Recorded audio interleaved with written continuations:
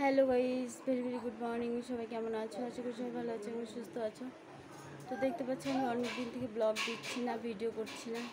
তোমরা সবাই জানতে যে আমার বাবা খুব অসুস্থ ছিল, সেই কারণে ভিডিও দিতে পারিনি। কিন্তু দুঃখের বিষয় হচ্ছে বাবা আমাদের ছেড়ে চলে গেল। বাবাকে আর আমাদের মাঝে রাখতে পারলাম না। তো আজকে যেহেতু 4 দিন, সেই জন্য বাবার কাজ আজকে বুনু আর আমি করলাম। তো সে এই কদিন যেহেতু ওষুধ ছিল, সেই কারণে আমি ভিডিও করিনি, মন মেজাজও খারাপ ছিল।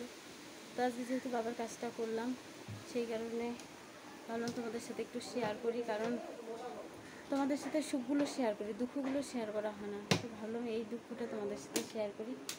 এই যে আমার বাবা, দেখো বাবা আমাদের ছেড়ে চলে গেছে।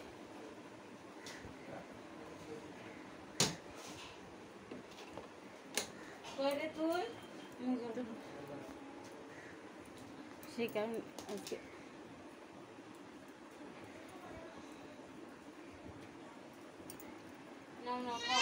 তো বুনু আর আমার শ্রাদ্ধ করা হয়ে গেল। এখনই কাজটা করে উঠলাম, ভাবলাম তোমাদের সাথে একটু বলিনি। তো যাই হোক, চেষ্টা করবো কালকে থেকে আবার ঠিকঠাক ভিডিও দেওয়ার, লাইভে আসার। তোমাদের সাথে অনেক দিন থেকে কথা হয়নি, আর তোমাদের জানানোও হয়নি যে বাবা আমাদের ছেড়ে চলে গেছে। তোমরা সবাই জানতো বাবা অসুস্থ ছিল, তোমাদের বলা হয়নি যে বাবা চলে গেছে। তো ভাবলাম আজকে বাবার কাজটা যখন করলাম, তো তোমাদের সাথে একটু শেয়ার করে নিই। চলো এখন রাখছি, একটু খেয়ে নিই। শ্রাদ্ধ হয়ে গেছে, একটু খেয়ে নেই কিছু। আর এদিকে রান্নাবাড়ি হচ্ছে, সব কী কী হচ্ছে। খালি ছোটো ননদ এসে, বড় ননদ এখনও আসেনি, ও পরে আসবে। আর সবাই আসবে, কি হচ্ছে পরে তোমাদের সাথে সেটা শেয়ার করছি। আর দেখো আমাদের হিয়ান বুড়া কী করছে। ও সারাদিন বাবা, এই দেখো, এই যে আমাদের স্বর্ণপুরা দেখো কি করছে। স্বর্ণপুরা হিসু করে দিচ্ছে। তো সবাই আসবে, সবাইকে বলা হয়েছে। তো খালি ছোটো ননদ আর জামাইবাবু এসছে, মনাও আসেনি, মনা বাড়ি ভাড়া দিচ্ছে।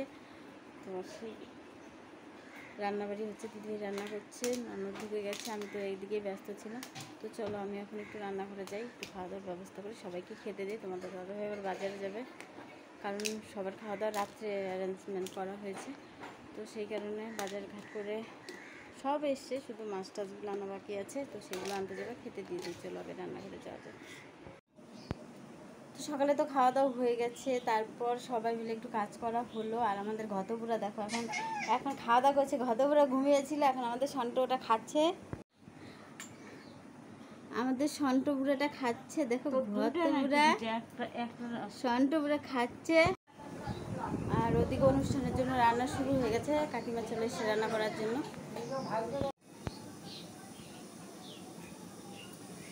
তো রান্না শুরু হয়ে গেছে, দেখো ওদিকে আলু পটল কাটা হচ্ছে, ডাল হচ্ছে, চাটনি হবে।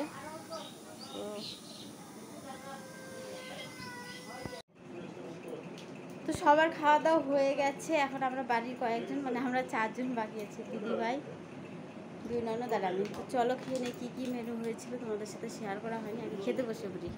দেখো আমার জন্য ভাত বেড়ে রেখে দিয়েছে, ডাল,